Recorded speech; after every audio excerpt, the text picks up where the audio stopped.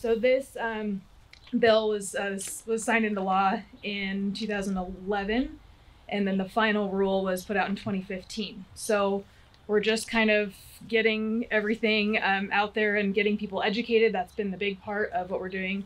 What my position is out there to do is really put on some classes, and we'll have some more courses in the fall for people who want to learn more about it. I'll go into a little bit more detail about like why would your farm maybe be, what considerations you would need to make in terms of whether you're subject to the produce safety rule, or as we say, also covered by the produce safety rule. But that's kind of the general part of it. So essentially, if you grow produce, and as Mac mentioned, there's a big kind of divide between folks that are growing rarely consumed raw produce, things that are likely to be cooked. Potatoes would be an example, right? Versus leafy greens, strawberries, lots of fruits and vegetables that we just eat raw, right? So that there's a different set of risk associated with each of those different categories of produce.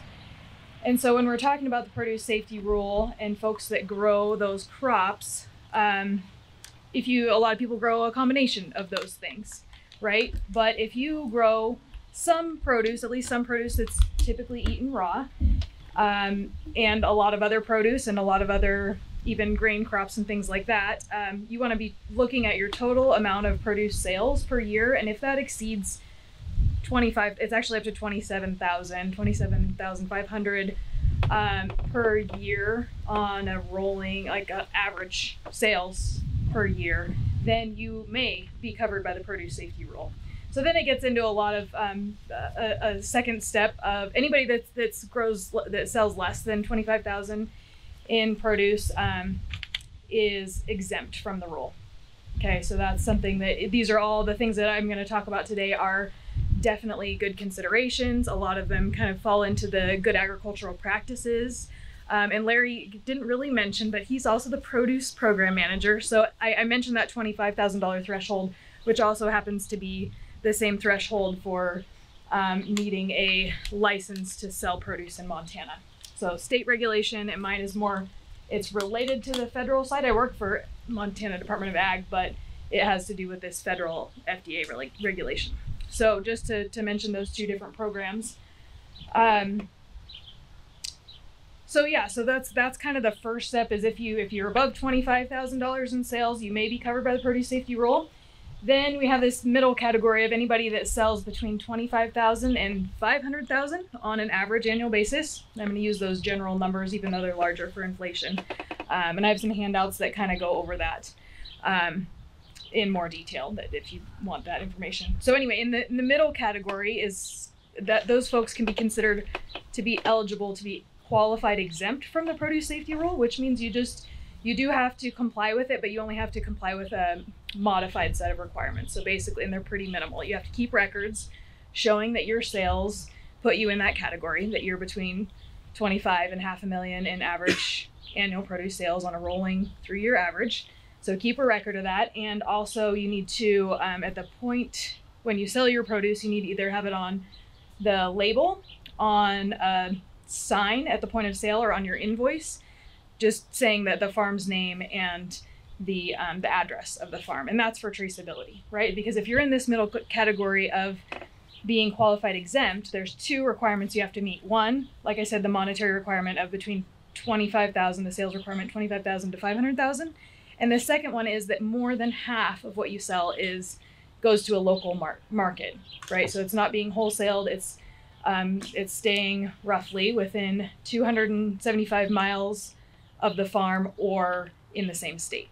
You can meet either one of those requirements. So if that's the case for more than half of your produce, then you fall into that middle category of being qualified exempt. And then that third category is folks who are subject to the produce safety rule or covered by the produce safety rule, which basically if you're over $550,000 in annual average produce sales, then you are covered by the produce safety rule. And that means that you have to comply with all of the different components of the rule, all the requirements, and you have to, you require an inspection as well. We're just starting, we have one farm in Montana that's large enough to be inspected this year, and it happens to be like a co-op, a big group, right? growers together. So we don't have a lot of large production of produce in Montana, as you guys know, but we're definitely out there to provide that education to everybody. And all of these things that we talk about are really good practices to be putting in place, regardless of if you're selling at the farmer's market, you know, on the weekends, and that's all you do, just a little bit here and there, or if you're really large scale. So the places where I have a bunch of these really fun mini handbooks up here. This is the produce safety rule in all of its glory. So this is the one rule. It does not include what's called the preamble, which is all the discussion from FDA when it was a proposed rule. They had a lot of question and answer and all of the comments that came back and all of their responses to those comments. It gives you some of the thinking behind why they came up with what they came up with for the rule. It does not include that, but it has all the components, all the different subparts of the rule. So if you're interested in digging down in the dirt in the weeds on that, then I would suggest, you know, picking up a copy of that. Some of these other handouts that I brought are more to help you figure out if you're covered or not, you know, if you're exempt from produce safety rule or not. So there's a couple different handouts. One of them just has a little chart on it here, and the other one has some green bars. So that can give you a little bit more information about that. But specifically to talk about how the produce safety rule addresses produce safety and wildlife and grazing animals. There is a section on that. It's on domesticated and wild animals. And the general sense of what it says, it gets much more specific than that, but it basically says if there's a reasonable probability that grazing animals, working animals, or animal intrusion of any kind, wildlife, will contaminate covered produce, it requires measures to assess as needed during growing and any evidence of contamination. If any evidence of contamination is found, that you take measures to not harvest the covered produce. So again, we're talking about that raw, normally eaten raw produce, covered produce, not covered as in under a greenhouse or anything. So yeah, so there's a couple, if you break that down there, if that general statement there sounds kind of legalese and really fun FDA talk. So basically what you need to be doing is you need to be assessing how the animals, they're talking more about domestic animals and wildlife when you're talking about animal intrusion, right? That's animals that are getting into your crops unbeknownst to you or not planned, right? Unplanned. So you need to be assessing and looking for animal intrusion and trying to mitigate that in ways that you can. Obviously, as we know, growing produce, I mean, any kind of field production, you're gonna have wildlife and animal intrusion, and it's just a fact of life, if not for no other reason than all the birds flying overhead, right? So it's just a matter of monitoring that and then doing a pre-harvest assessment to, like, before you're actually having your workers trained to know what to look for in contaminated produce.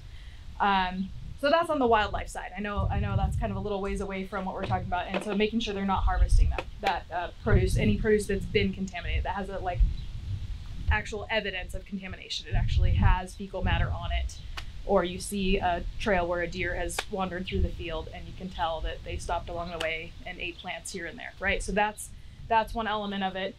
But with the grazing animals, as Mac mentioned, kind of they call that, so any having grazing animals in there, and that has to be considered as an application of raw manure, even though, yeah, it's a little different, right? But as Mac alluded to, the produce safety rule is right now following NOP standards, the 90-120 rule, like we talked about. And technically it's there until FDA evaluates further how to handle it, that's what they're gonna go by for grazing animals. So you just need to make sure you have a really good period of time, which works pretty well for us in Montana with what we're growing and the time periods that we grow. And when we graze, it's pretty easy to follow that standard without much of a problem. So those are the biggest areas where we really worry about it. I mean, I guess the other things to be thinking about, there are sections in the produce safety rule that address tools and building and equipment. So buildings and equipment. So even, you know, even thinking about your shoes and your tools, like if you're using a rake over here, you know, raking manure, you need to make sure that that same rake isn't being used on your produce, you know, that they're in fields where there is, you know, produce or whatever you're doing. Those same kind of tools need to have some thought process, whether you're painting handles on things and making sure that things are staying separate. That's an important and a good way to manage that. That's pretty easy.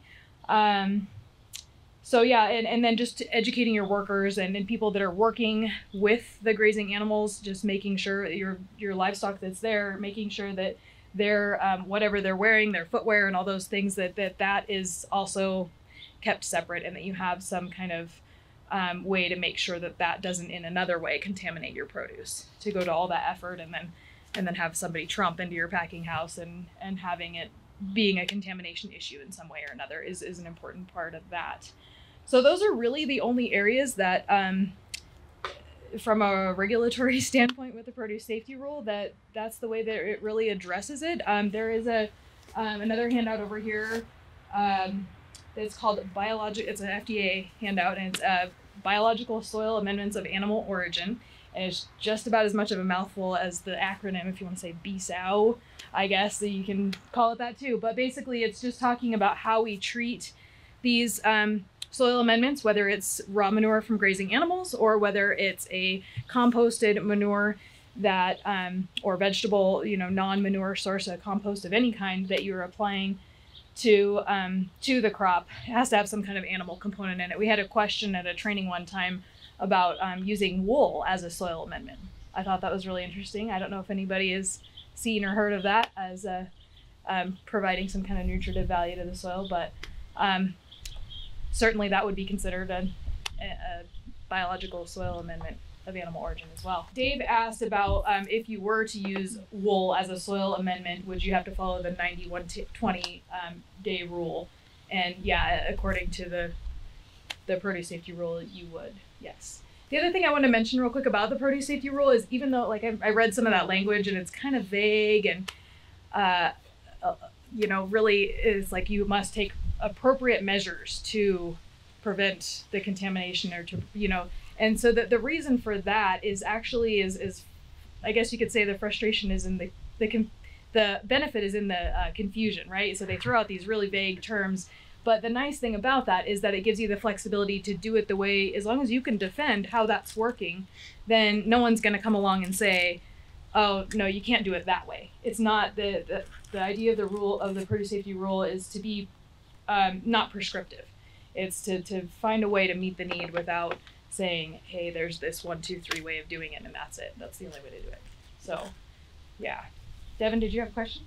I do. In relation to the wool, I mean, a lot of soil amendments, if you put it on, it kind of disappears in that 90 to 120 days, whereas wool would still be there. Does that play into the 90 to 120? I mean, if it's still there after 120 days.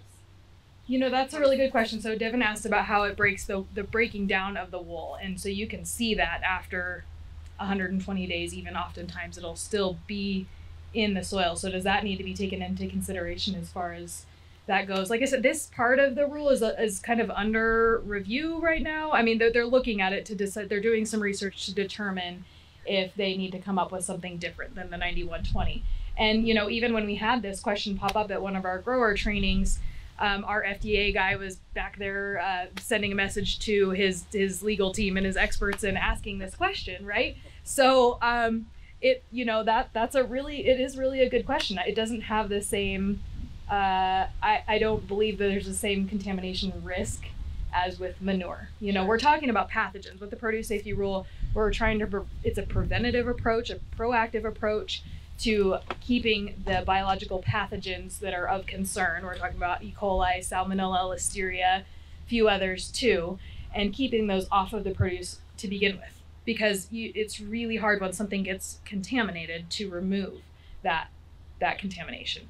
It's a lot easier, to keep it off the produce to begin with. As we've seen with like cantaloupe and a lot of things, the Listeria contamination of Jensen farms in Colorado, several years back, it gets actually inside the produce. So the webbing and that rough surface on the cantaloupe itself is just a great place for all those pathogens to reproduce and multiply. And so it really causes a tough issue beyond trying to clean it off. It's nearly impossible once it's on there. So that's kind of the whole idea behind and the approach for it, which is why that's the areas of focus. So something like wool, I think there would be, as a soil amendment, I think there would be a bit more latitude on how that was handled. I would say so. So other questions about food safety? Yeah. Maybe I missed it, but did you address water quality monitoring? Oh, yes. So there are many components, and with animals, that's a really good point too. Mac mentioned that they have surface water here as one of their irrigation water sources. And I guess one of the key things to be thinking about is if the water you're using is considered ag water, and as defined by this Purdue safety rule, ag water is any water that is intended to or likely to come into contact with the edible portion of the produce of the plant, right? So if you're talking about drip tape under that kale out there, even though it's a leafy green and people get it's a higher risk crop, certainly. If you have things off the ground, or broccoli, something that's up higher, and you have drip tape underneath, that's very unlikely to come into contact with the crop itself, the edible portion, then that is not considered ag water. So you could technically use surface water for that crop. You still, need to certainly monitor that, and that is, if you ever had, a leak in your drip tape, you had stuff shooting out, you need to take measures to make sure that didn't, whatever it did contaminate, that you just basically have to get rid of that. Or if it got flooded, if the area that you were growing that in had surface water and it flooded for whatever reason, you have a total crop loss. So you have that higher risk on that side of things. But so Matt brings up a good point about water is an area of the produce safety rule that is also under review right now. They got a lot of feedback because there was pretty rigorous testing requirements for ag water, even well water and surface water. Certainly if you have a municipal supply of water, then it's already being tested, and you just need to keep some sort of record that it is a safe source. But for well water and definitely surface water, there's a pretty high testing requirement. And I can get into that with some of you if you are interested in that. But right now, the water requirements of the rule won't be